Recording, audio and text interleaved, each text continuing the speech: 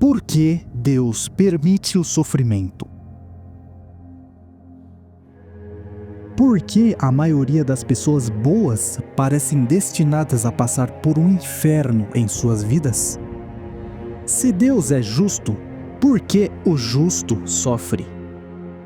Durante séculos, essas perguntas ecoaram na mente das pessoas, sem respostas claras e sem explicações diretas. Esses questionamentos são muito comuns, principalmente nos meios religiosos.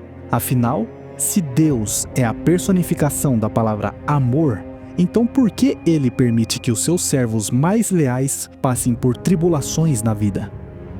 A resposta para isso pode ser encontrada através da história de um personagem muito famoso na Bíblia. Um dos servos mais leais que Deus já teve e que, mesmo passando pelos mais diversos absurdos, ele se manteve firme, acreditando e louvando a Deus. Seu nome é Jó. E aí, meu amigo? O meu nome é Brandon. O livro de Jó faz parte de uma espécie de coleção bíblica composta por 5 livros: Jó, Salmos, Provérbios, Eclesiastes e Cânticos. Escrito por Moisés no meio do deserto, lá pelos anos de 1473 a.C., o livro de Jó possui 42 capítulos ao todo e é um dos livros bíblicos mais reconhecidos pela sua história muito envolvente e por sua profundidade poética, nos fazendo refletir sobre o sentido do sofrimento, da suposta ausência de respostas da parte de Deus e até mesmo do sentido da vida. A história de Jó aborda temas muito interessantes como o sofrimento, a perda, riqueza, miséria, morte e a nossa relação com Deus. Ele é uma daquelas leituras que deveria ser obrigatória na vida das pessoas. Afinal, todo mundo já parou para pensar sobre por que parece que estamos condenados a sofrer tanto na nossa vida.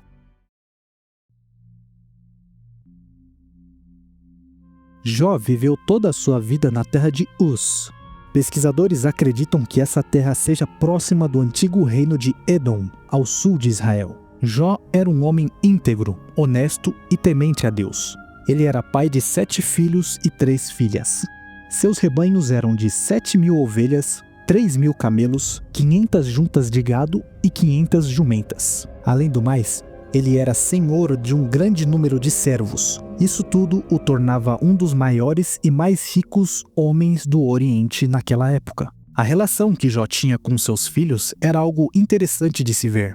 Cada um dos seus 7 filhos era designado a realizar um banquete em sua própria casa e convidar as 3 filhas de Jó para a ocasião. Quando todos realizavam esse ciclo, Jó os chamava à sua própria casa para santificá-los.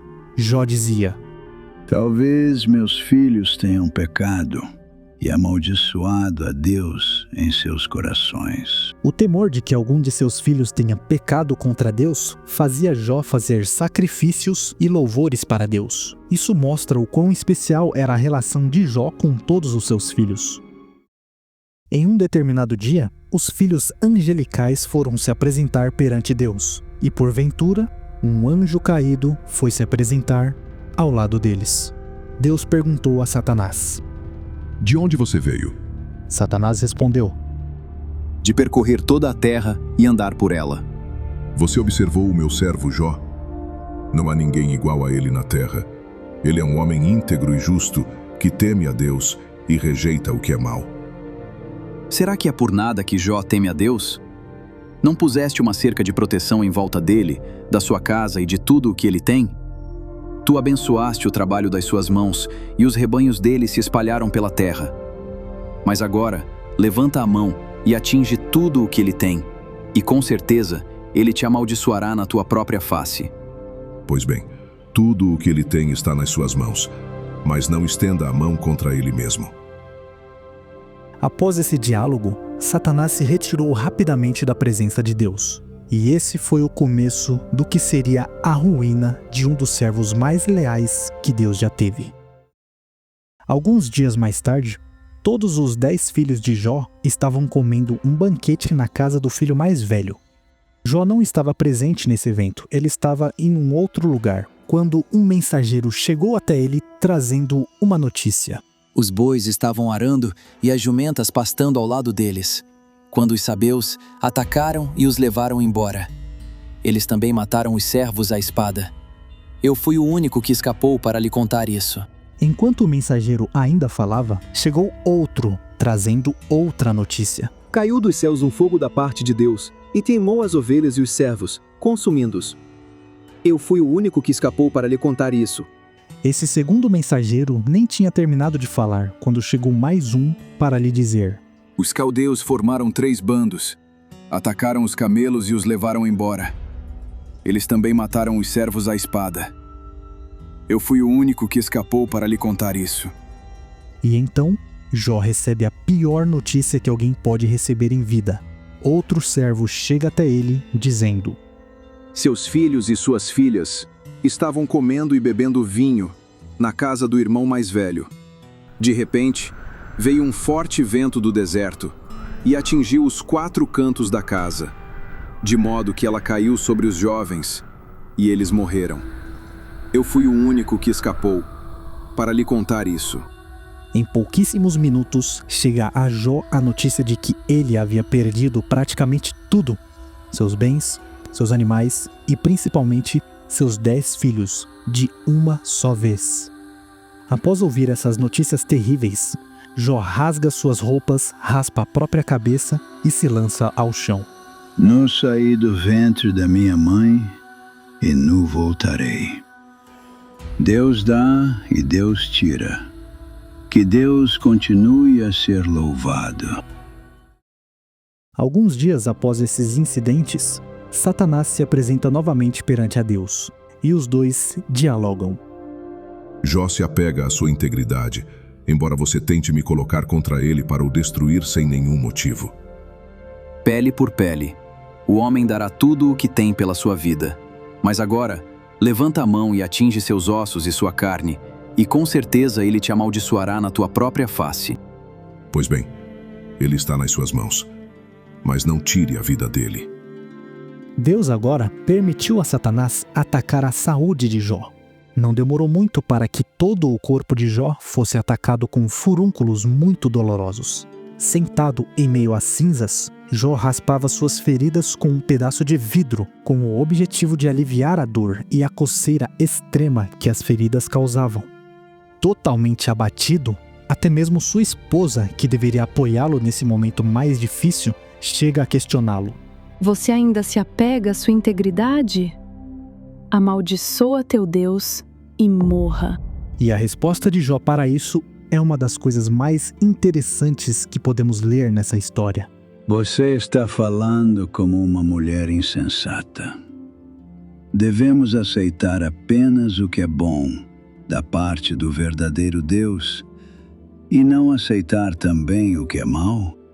Mesmo estando no fundo do poço, mesmo tendo perdido tudo e estando praticamente à beira da morte, Jó não pecou com os próprios lábios. Ele se mantinha firme na própria integridade perante a Deus. Depois disso, 3 amigos de Jó vieram o visitar. Devido ao estado físico e mental que Jó se encontrava, esses amigos não o reconhecem de longe. Quando eles chegam mais perto, o choque foi imediato. Os 3 começam a chorar, a rasgar suas próprias roupas e a lançar poeira sobre eles mesmos. Esses comportamentos não são por acaso. No mundo hebraico antigo, rasgar a própria roupa era um gesto público de uma calamidade. Significava que sua dor era tão intensa que era como se algo dentro de você mesmo tivesse sido rasgado também. O mesmo vale para lançar poeiras sobre si mesmo. Após demonstrarem publicamente empatia pela dor de Jó, os 3 amigos se sentam ao seu lado e juntos eles ficam por 7 dias e 7 noites, todos em silêncio, em respeito pela dor de Jó. Os próximos 28 capítulos do livro são dedicados à longa conversa que todos eles tiveram sobre a situação de Jó. Um intenso debate ocorre entre Jó e seus amigos. Na morte, termina até a agitação dos maus. Ali descansam os que estão exaustos. Ali os prisioneiros estão juntos em paz. Não ouvem a voz de ninguém os obrigando a trabalhar. Ali o pequeno e o grande são iguais. E o escravo está livre do seu senhor.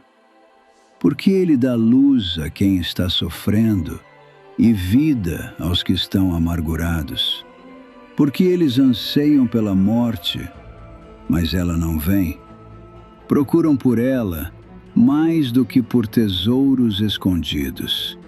Eles se alegram muito. Ficam felizes quando acham a sepultura. O primeiro amigo de Jó, Elifaz, zomba da lealdade de Jó. Segundo ele, os homens para Deus são insignificantes.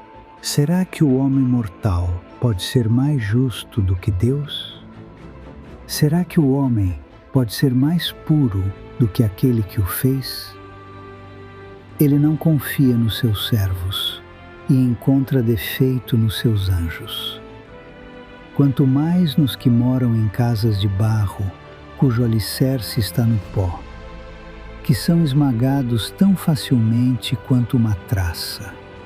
O segundo amigo de Jó, Bildade, diz a ele que todo o sofrimento que Jó estava passando era um castigo de Deus por seus próprios erros. Se seus filhos pecaram contra ele, ele os deixou ser punidos por causa da rebeldia deles.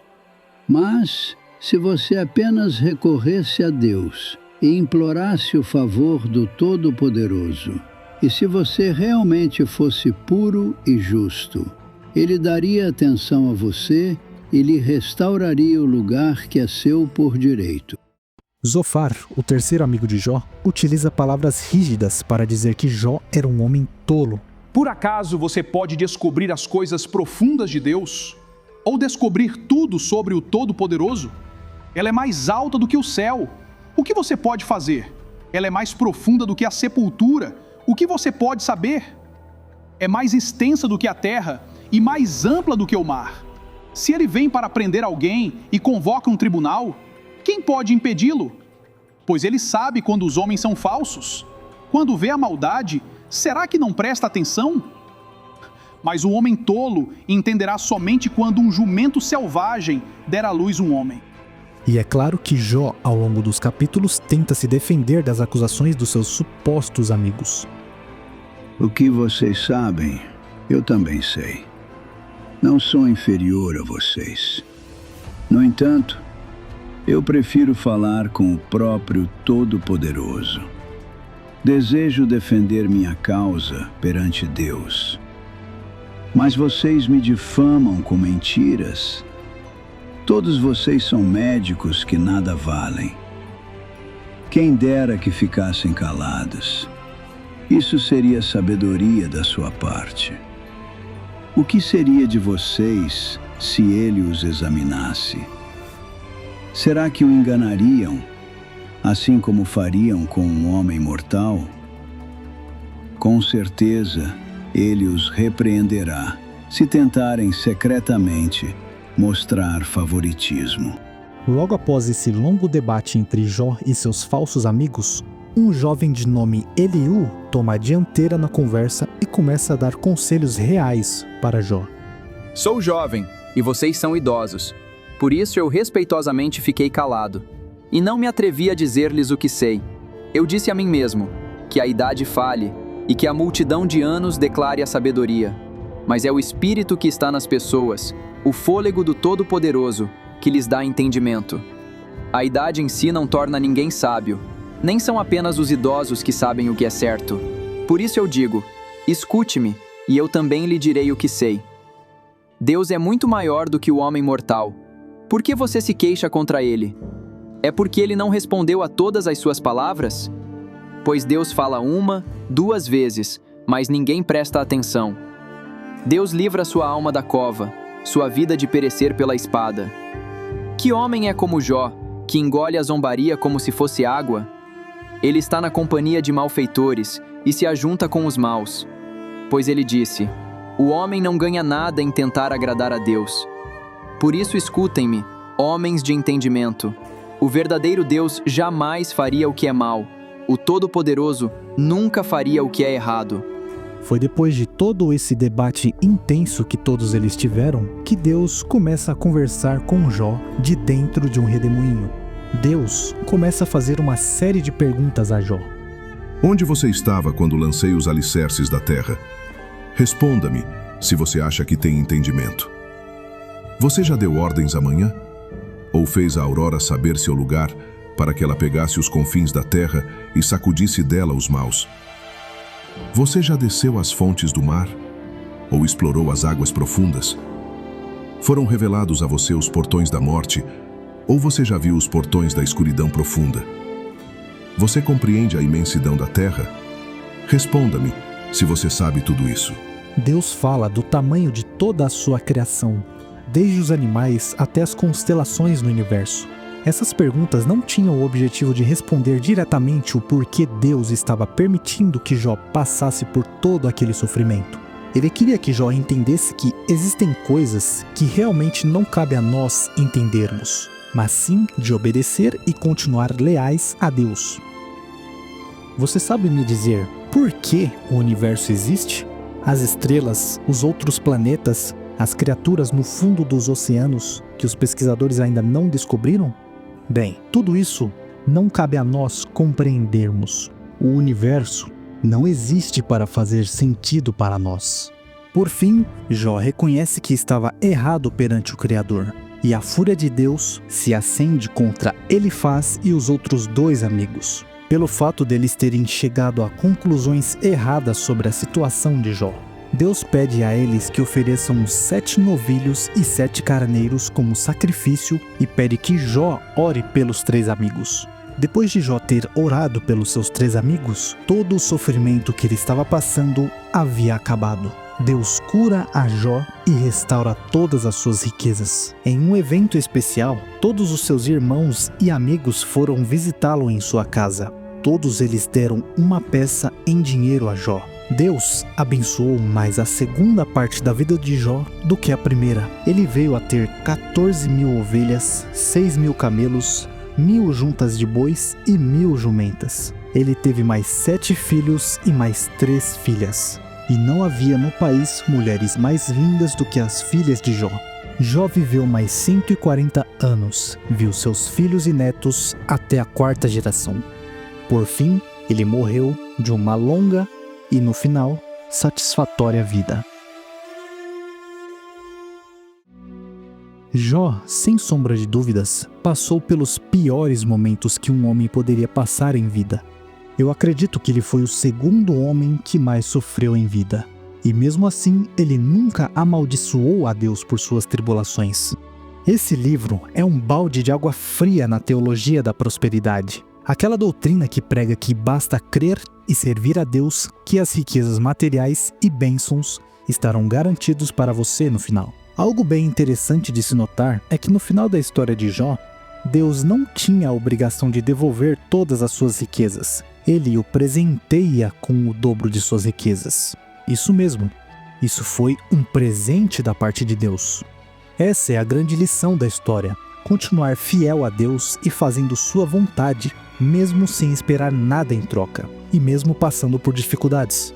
É fácil ter fé quando tudo vai bem na nossa vida. Difícil é seguir as ordens do Criador quando tudo está desmoronando ao seu redor. Eu devo ser bem sincero aqui com vocês, meus amigos. Quando eu afirmo que Jó é o melhor livro da Bíblia, isso é apenas a minha opinião mesmo. Eu acho fascinante a história de Jó. Mas mesmo assim, toda a Bíblia possui histórias incríveis e lições atemporais que parecem se tornar cada vez mais recentes, conforme o tempo passa. Segundo o livro de 2 Timóteo, o capítulo 3, versículo 16, toda a Escritura é inspirada por Deus e proveitosa para ensinar, para repreender, para endireitar as coisas, para disciplinar em justiça, a fim de que o homem de Deus seja plenamente competente, completamente equipado para toda a boa obra. Muitos caem no erro de culpar a Deus por todo o sofrimento e por tudo o que há de errado no mundo. Essas pessoas acreditam que quem governa o mundo é o próprio Deus. Porém, no livro de 1 João, no capítulo 5, versículo 19, diz: "Sabemos que nos originamos de Deus, mas o mundo inteiro está no poder do maligno." Lembra o que Eliú disse para Jó em sua história? O verdadeiro Deus jamais faria o que é mal. O Todo-Poderoso nunca faria o que é errado. Esses versículos deixam claro que Deus não é o causador das nossas aflições. Não há sentido em Deus provocar calamidades nos filhos que Ele tanto ama. O livro de Jó nos ensina que pessoas boas não estão livres de problemas e tribulações da vida. Mas lembre-se, Deus não é o causador dos seus problemas. E eu vi mais outra coisa debaixo do sol. Os velozes nem sempre vencem a corrida, e nem sempre os fortes vencem a batalha. Os sábios nem sempre têm alimento. Os inteligentes nem sempre têm riquezas. Os que têm conhecimento nem sempre têm sucesso, porque o tempo e o imprevisto sobrevêm a todos eles. Se assim como Jó, você estiver passando por um verdadeiro inferno na sua vida, a única coisa que você não pode é ficar parado. Siga em frente, seguindo os seus próprios valores e crenças, que um dia as coisas irão se endireitar. O meu nome é Brandon e este é o seu refúgio digital.